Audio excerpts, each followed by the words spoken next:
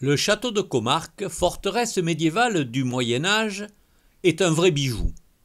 Autrefois enfoui sous les ronces et les arbres, son destin a basculé lorsque Hubert de Comarque l'a ramené à la vie, au terme d'une restauration spectaculaire.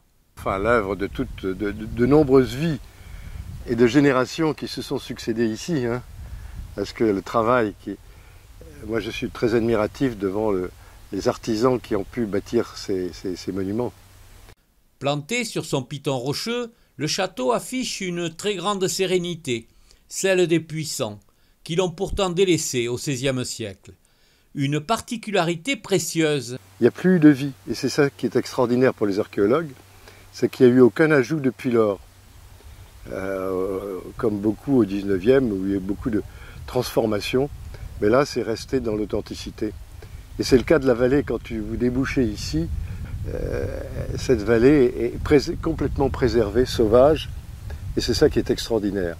Habitée depuis les temps les plus reculés, cette vallée, soustraite au regard, doit son attractivité au cadre rassurant qu'elle dégage, mais pas seulement. Toute l'histoire du lieu, c'est la source que nous venons de traverser. Il faut imaginer les troupeaux de rennes qui descendaient des plateaux, venaient paître dans cette vallée, s'abreuver, et les hommes avaient la viande et l'eau et la possibilité de s'abriter dans ces reliefs karstiques derrière moi.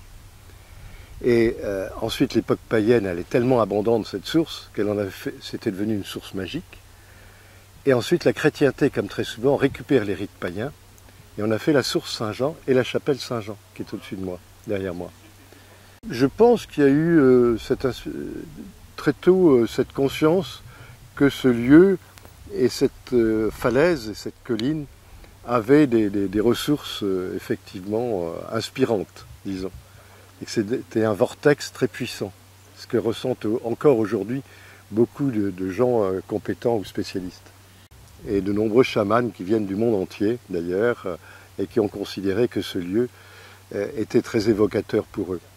Y compris la grotte préhistorique, donc, parce que Comarque, c'est non seulement ce château que vous voyez, mais c'est aussi en dessous, différents niveaux d'habitat troglo, entre l'histoire et la préhistoire, et puis c'est la grotte préhistorique de Comarque, dessous, et c'est une des seules grottes au monde sculptées, car la plupart des sculptures préhistoriques sont dans des abris, sont sous des abris rocheux, et là il y a des sculptures profondes, dont un cheval grandeur nature, qui est considéré comme une des plus belles représentations de l'art pariétal, considéré par le roi Gouan comme tel, et qui est vivant, qui sort de terre, les naseaux frémissants, une grandeur nature, en haut relief, extraordinaire.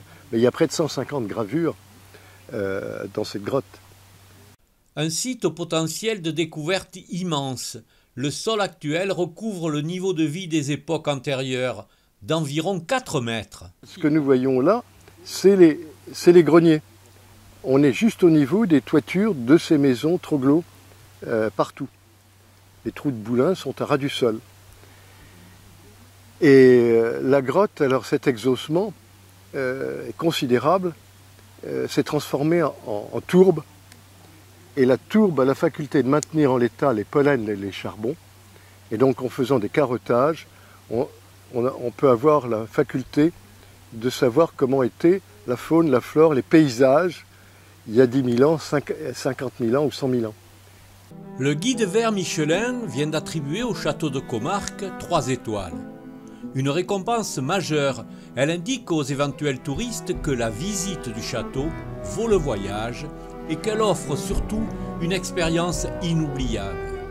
Après plus de 60 ans de restauration, Comarque acquiert donc une renommée internationale et devient désormais l'un des sites touristiques les plus importants de Dordogne.